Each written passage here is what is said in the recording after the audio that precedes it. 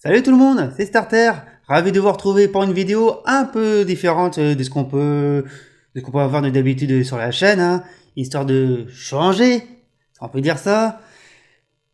J'avais envie de vous parler un peu de la Formule 1, mais au niveau de la tendance actuelle du plateau. Voir qui se situe où exactement dans la hiérarchie, qui est devant, qui est derrière, qui est excellent, qui est ridicule. Enfin, j'avais envie de faire une tendance. Et avant de commencer, l'idée de faire une tendance n'est pas nouveau parce que je reprends même une idée que j'ai vue sur un forum que je fréquentais à une certaine époque. Salut JTRJ. Alors pourquoi faire une tendance? Comme je vous le disais, c'est pour voir comment évolue sur un temps donné le niveau du plateau. Ici, ce temps donné, il se fera sur 3 courses. On pourrait le faire sur un temps un peu plus long, certes, mais 3 courses déjà, ça sera plus simple pour moi. J'espère. Alors comment ça marche? Il suffit de faire un classement des résultats des courses qui nous intéressent et de voir les points marqués sur les 3 courses en question. Par exemple, au sort du Grand Prix du Portugal, 3e manche du championnat, le classement ressemblait à ceci. Vous voyez, côté pilote, Hamilton, Verstappen, Norris, Bottas, en fait c'est bien simple, on reprend juste le classement du Grand Prix de Bahreïn, d'Émilie-Romagne et du Portugal. Vous pouvez même aller voir sur tous les sites StatF1, FIA, Formule 1, c'est le même classement pour les 3 premières courses. Que ce soit ici pour les pilotes, et même pour les équipes, vous voyez Mercedes qui est devant, Red Bull, McLaren, Ferrari, Alpine, Aston, et ainsi de suite. Et donc cette première tendance que j'ai envie de faire pour la chaîne se base sur le Grand Prix d'Espagne, le Grand Prix de Monaco et le Grand Prix d'Azerbaïdjan. Et donc on va regarder un peu cette tendance sur les 3 courses. On va commencer avec les pilotes et très honnêtement c'est un net avantage des pilotes Red Bull avec Perez qui a profité des événements de Bakou pour être devant son coéquipier. C'est bien simple, si on avait Verstappen vainqueur à Bakou, il se serait largement envolé sur cette tendance. Mais on aurait quand même gardé malgré tout un duo Verstappen-Perez en haut du classement, on va pas se mentir. Et de toute façon, pour eux, je n'ai rien à dire parce que ils font quand même une bonne résistance face à Mercedes, ils font d'excellentes courses. De toute façon, on voit bien, hein, on a Verstappen qui montre l'écran, on a Perez qui commence vraiment à s'habituer à la voiture. Hein. Il commence à prendre vraiment son rythme au volant de la Red Bull. Hein. On a vu les résultats de Monaco, 4e, la victoire sauvetage à Bakou. C'est pour vous dire que Red Bull, côté pilote, il n'y a rien à dire. Et derrière eux, on a donc Lewis Hamilton. Et même si le pilote anglais aurait marqué des points en Azerbaïdjan, il serait malgré tout 3e de cette tendance. Et on peut dire que le pilote anglais a vécu de mauvais moments sur les 2 grands prix qui se sont déroulés en ville. À Monaco, impossible de faire un undercut sur Pierre Gasly, vu que sur la stratégie c'était l'overcut qui était plus efficace. Et puis le Grand Prix de Bakou, non seulement il avait réussi à il avait réussi à revenir en forme, mais malheureusement le deuxième départ arrêté, il a été fatal, de monter à Mark Webber. Derrière lui, on a quand même des outsiders bien regroupés qui vont de Lando Norris à Charles Leclerc. Oui, les 5 pilotes qui se regroupent avec 5 points d'écart, c'est vraiment serré entre eux. En plus, sur ces 5 pilotes, on a quand même 4 qui sont montés sur un podium. Pour ces 3 courses, bien sûr. Ils ont surtout profité vraiment des situations en leur faveur. Hein. Bon, bien sûr, Monaco, Bakou. Vous voyez, de toute façon, vous allez bien voir que les Grands Prix en ville, on va vraiment en parler dans cette vidéo. Vous allez voir. Et si on arrive à relativiser la situation, Vettel pourrait être même derrière ce groupe s'il n'était pas monté sur le podium de Bakou. S'il terminait 4e ou 5e. Si vous voyez ce que je veux dire. Tout comme Pierre Gasly, qui je pense, serait peut-être au même niveau que Vettel. Donc c'est bien simple, ces 2 courses urbaines faussent un peu cette tendance. Mais malgré tout, on serait pas loin de cette vérité. On retrouverait quand même un trio composé de Lando Norris et des pilotes Ferrari. Carlos Sainz, Charles Leclerc ont fait d'excellentes courses sur que ce soit en Espagne, Monaco, Azerbaïdjan. Enfin, Monaco, ça s'est un peu mal passé pour Leclerc, malheureusement, mais Carlos Sainz a sauvé les meubles.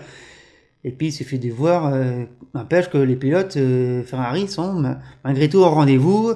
Et ça fait plaisir. De toute façon, Ferrari, on va en reparler quand ça va être la tendance des constructeurs. Vous verrez que là aussi, c'est intéressant. Alors, derrière eux, on a deux malchanceux. Faut l'admettre, hein, ils sont un peu malchanceux en ce moment. Ces deux pilotes, hein, que sont Valtteri Bottas et Daniel Ricciardo. Vous voyez, ils sont carrément décrochés du groupe Norris Leclerc. On va commencer par Bottas qui n'a pas marqué de points sur les deux courses en ville.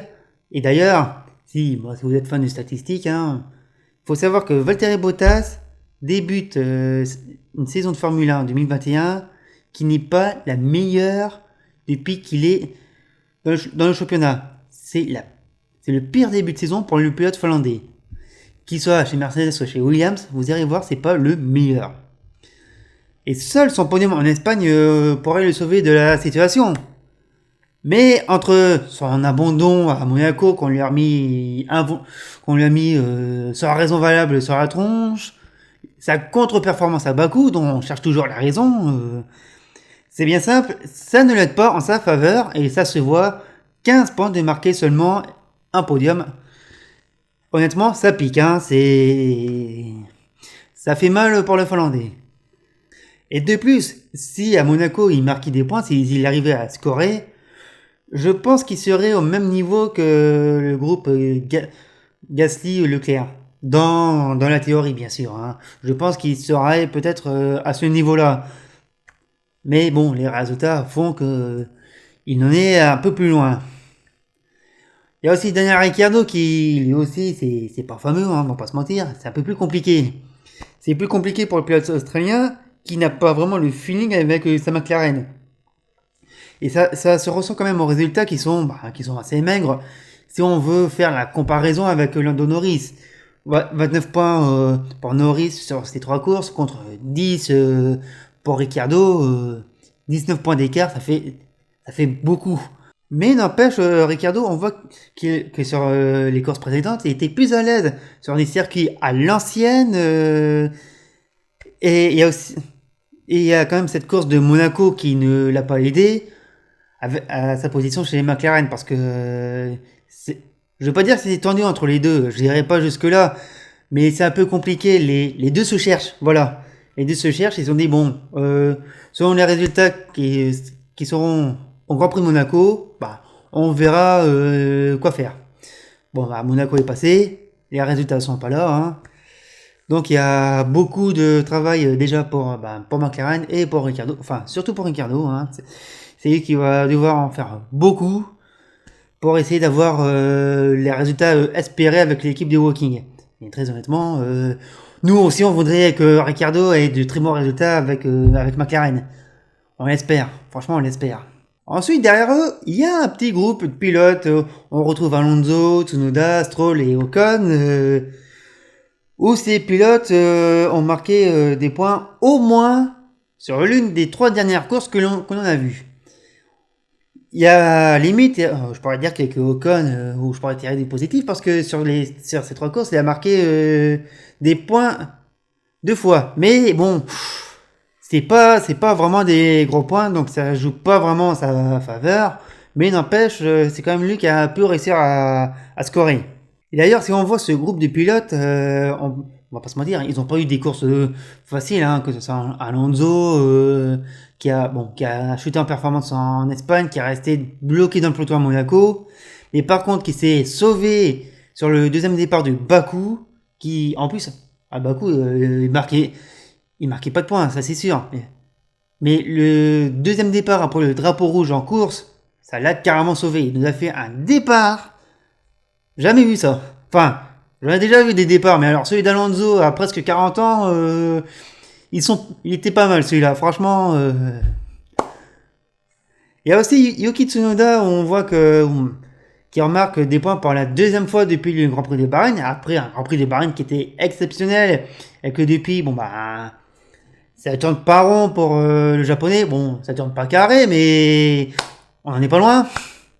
De toute façon, que ça soit pour Alonso, Tsunoda, Stroll et Ocon, on va pas se mentir, ils auront que des miettes pour les prochaines courses. Enfin, quand on regarde les performances de leurs voitures, de leurs équipes, enfin, et leur propre niveau actuel, c'est pas fameux.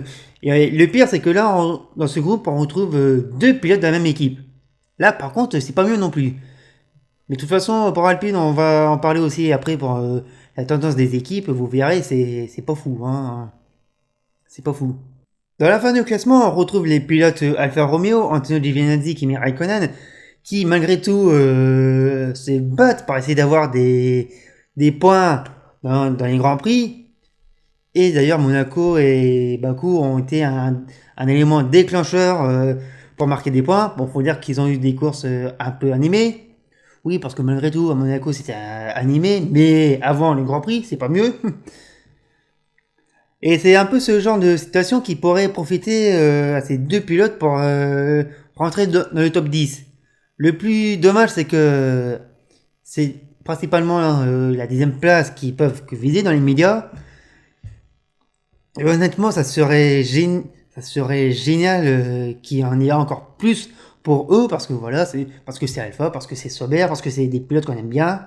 C'est des pilotes, que ce soit Raikkonen qui est bientôt sur le départ, et Giovinazzi qui commence vraiment à s'affirmer dans l'équipe. Honnêtement, on en espère plus pour eux. Voilà, ça va être encore un peu plus compliqué pour les deux pilotes. Mais par contre, pour ceux de derrière, hein, Schumacher, Mazepin, Russell, Latifi, honnêtement, s'ils veulent marquer des points, faut qu'il y ait un cataclysme devant. Faut plus qu'il y ait de Red Bull, du Ferrari, du Mercedes.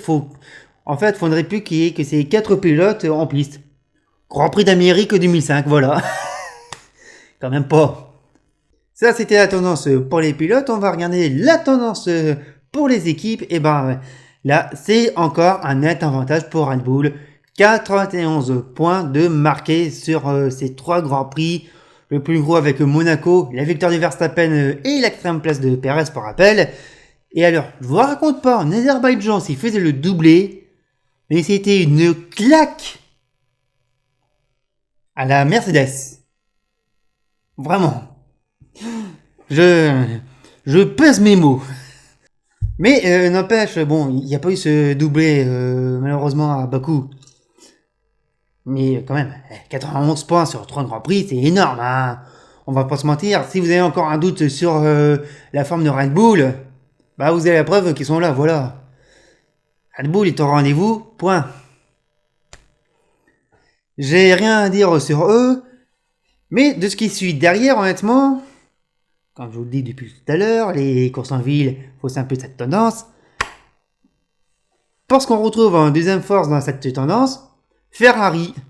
Eh ouais, c'est étonnant, mais là, ce que derrière le Ferrari est deuxième force de la tendance. Et honnêtement, ils sont pas à leur place.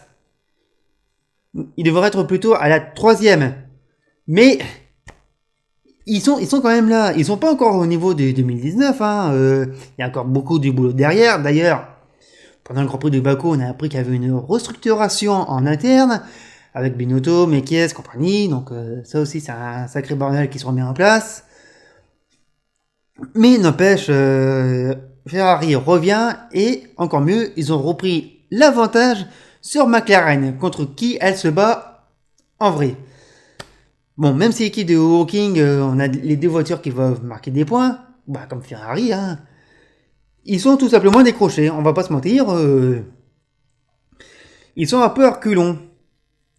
Mais honnêtement, ils arrivent à bien s'en sortir parce que déjà, faut se rappeler que la saison 2021 est une saison de 2020 bis, puisqu'on a des versions B des voitures de l'année dernière.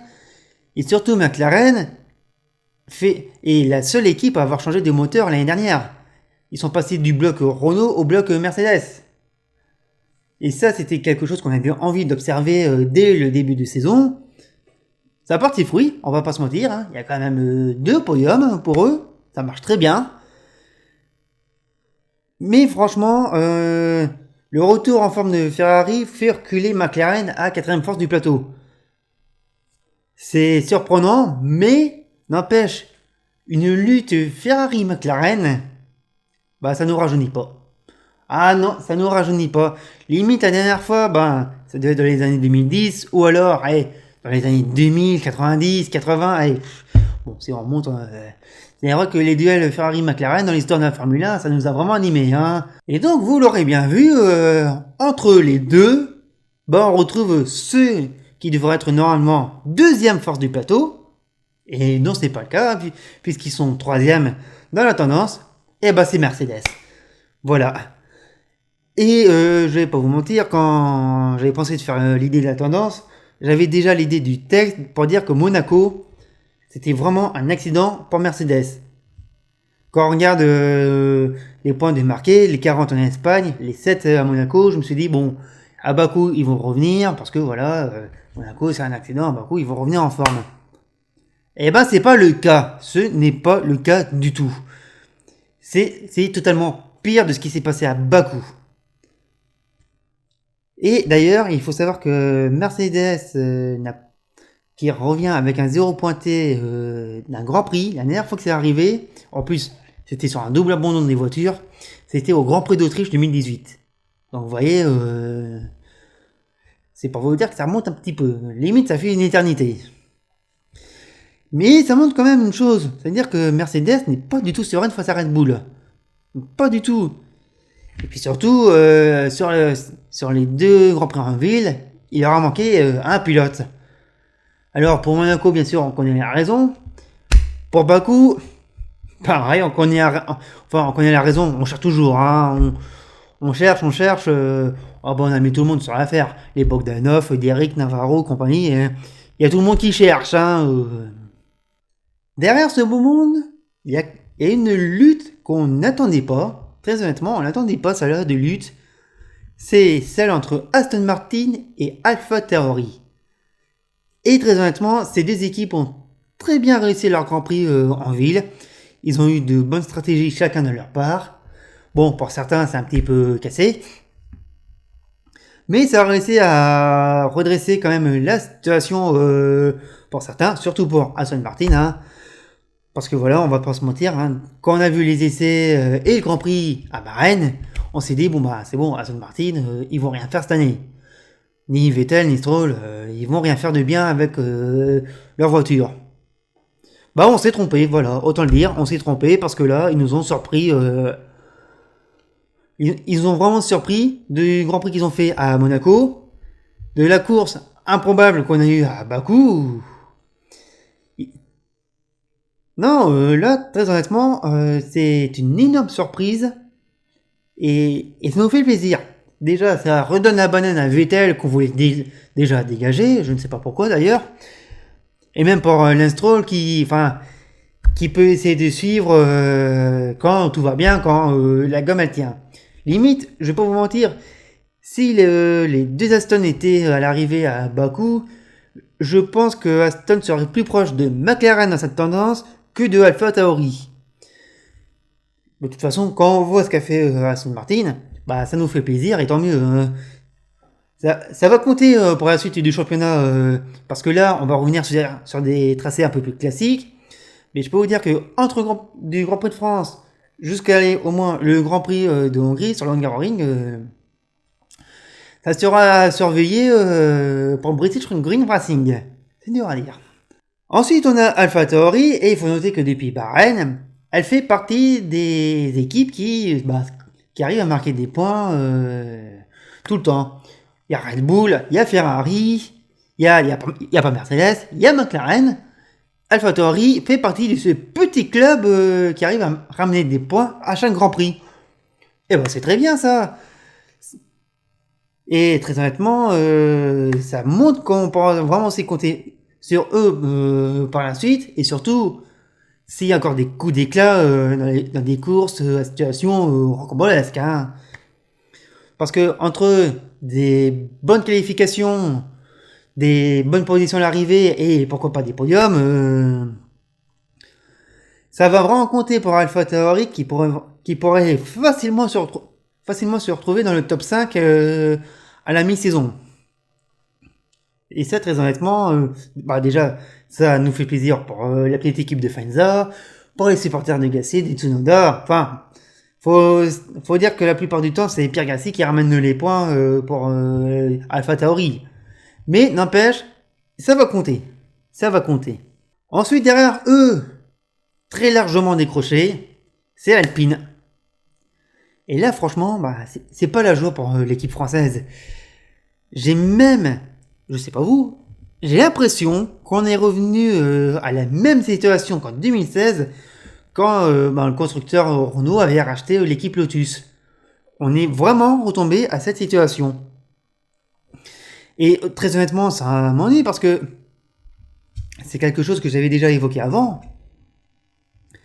C'est la stabilité au sein de l'équipe. Vu que cette année, il y a encore un nouveau duo de pilotes, Alonso Ocon, l'année dernière on avait Ocon Ricciardo, l'année d'avant Ricciardo Hülkenberg. Vous voyez, les pilotes n'arrêtent pas de changer, limite ils font même pas 2 ans. Déjà, essayer de trouver une stabilité de ce côté-là, pour l'instant c'est impossible. Et de plus, il y a une nouvelle direction à la tête de l'équipe normande. Enfin, l'équipe française, l'équipe franco-anglaise, c'est comme vous voulez, mais... Bon, heureusement, il y a quand même des coups d'éclat pour eux sur certaines courses. Mais c'est pas fameux, c'est pas fou, hein. Quand on fait le point... limite, il serait plus proche du score d'Alfa Romeo que... de toute façon, ils sont tout proches d'Alfa Romeo côté point dans la tendance, hein. D'ailleurs, quand on regarde les scores d'Alfa Romeo, bien sûr, ils commencent à marquer des points que depuis Monaco. C'est pas encore ça pour l'équipe italo-suisse. Oui, italo-suisse, Alpha Italo Sauber suisse. Mais oui, comme je l'ai dit, ça serait bien qu'il y en ait encore plus pour Alfa Romeo pour la suite, parce que franchement, il le mérite. C'est une équipe quand même bien. Et voilà, on en veut plus pour Alpha. Et ça, très honnêtement, c'est pas gagné. Et puis derrière, on retrouve Haas et Williams. Et alors, chose étonnante, c'est Haas qui est devant Williams. Alors pourquoi ça se joue aux places hors des points. S'il y a une Haas qui est mieux classée que Williams sur ces 3 courses, net avantage à ceux qui est devant, quoi. Ça marche comme ça. Et pareil pour eux, c'est 2 équipes qui sont à 0 points. Et il faudrait carrément un cataclysme pour qu'ils en marquent au moins 1. Et très honnêtement, s'ils en marquent 1, c'est tournée générale dans le paddock. Bon, en temps de Covid, ça va être compliqué, mais voilà. Voilà le premier point sur cette tendance du plateau de la Formule 1. N'hésitez pas à commenter, à partager, voir si vous êtes surpris ou déçu d'un pilote, d'une équipe, si vous trouvez injuste cette tendance ou correct. Je sais pas, on sait pas les avis que vous pouvez avoir. Donc n'hésitez pas à commenter dans la vidéo, à partager vos avis et aussi à partager la vidéo tant qu'à faire. Starter, ça a retrouvé bien sûr sur les réseaux, sur YouTube. N'hésitez pas à vous abonner, à follow, à suivre sur Twitter. En tout cas, merci à vous d'avoir regardé la vidéo jusqu'au bout. Merci, bravo et à bientôt.